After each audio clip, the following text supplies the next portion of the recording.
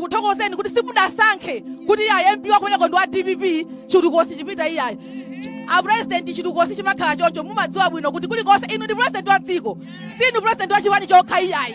ndinu president wa dziko ndi anthu akufunika dzimvetsetsa kuti mwakhala president wa dziko kapondeni paliponse ponse chitukuko mukayikapo chitukuko chifukwa ngati simuchika chitukuko bwana chaka chamawa chino chisako chikubwera anthu mukudziwa timayang'ana chitukukosi zomwe mwatani mwayika ndiye ndikuthokozeni kwambiri. Chachiwiri president asinyo anga yakhula kale sinyo chimombo njala president president atose mukwaona kufina pano pawa ali ndi njala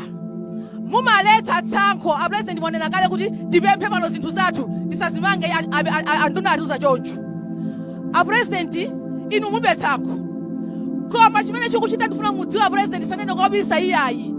tikusankhana tikamagawa zinthu kwina kuapatsa zinthu kwina osapatsa kodi president anthu anuwa akakuferani tigwira mtengo wanji kodi anthuwa president ndi wanu mpando uliwonse president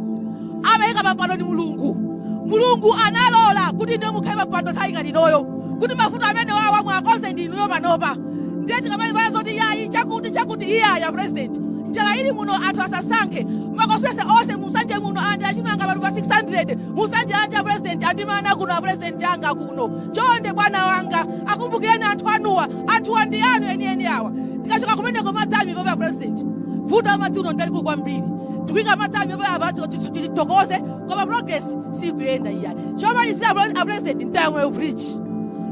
bridge president kufika kuti muyankhule kuti anthu adziwe kuti tili pati chifukwa anthu ambiri akufa ndi akamadusa ku Ntayamweyo bridge komanso anthu ambiri akamakachola nyika madzimo fati kuibe ma bridge akumafa chifukwa cha nding'ona chifukwa cha njala. Chomalizira mwana wanga Khasawanena president achinyamata mukaonawo ngongole zungu adusa mutu mwayika over 300 billion ya ngongole kuno kusanja president sidafika imeneyo iyayi ndipo padera president kupempheni kuti chonde president anawa njanu anthu anu ayang'anineni ndithandizeni ambuye khalo zodalitsa akulaitseni zikokambira president.